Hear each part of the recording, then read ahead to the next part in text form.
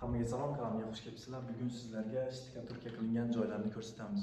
Biz hozir Moskva shahrida mana bunaqa shtika-turka stansiyada kvartiralarni va dachalarni shtika-turka qilamiz. Ketdik, birgalikda obzor qilib o'tamiz. Bu yer hamma joy shtika-turka bo'lgan. Даже mana bu eshikni avtobuslar ham uquldan chiqarilgan va shtika-turka qilingan. Ko'rib turganingizdek, hamma joy shtika-turka bo'lgan. Bu taraf garderob,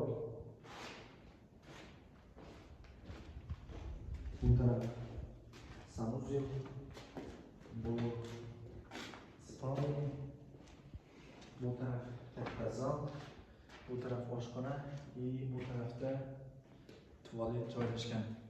Hozir birgalikda qilingan devorlarni tekisligini ko'rib chiqamiz.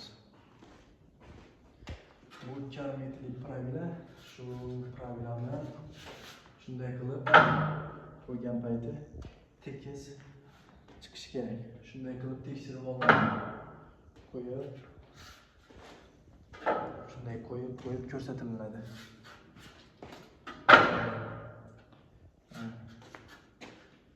Hamma joyi tegib turishi kerak pravilani. Shunday. Bu taraflarni ko'rsataylik. Ko'pchilik 2 metrlik pravilani tekshiradi. Qabul qilishda mana bunaqa 2,5 metrlik pravilani qabul qilib tekshirib olgan yaxshiroq.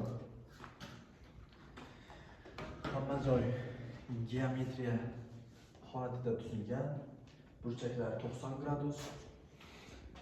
Bu bizning stansiya. Bu 220 volt tokda ishlaydi. Asosan kvartiralarni shtika-turka qilish uchun mo'ljallangan. Bundan katta stansiyalar ham bor. Shtika-turka stansiya. Ular faqat dacha va собственный uylar uchun mo'ljallangan. Biz hozir ma'lumot uchun Moskva shahrida ishlayapmiz. Albatta kanalga obuna bo'ling, like bosib qo'yishni unutmang.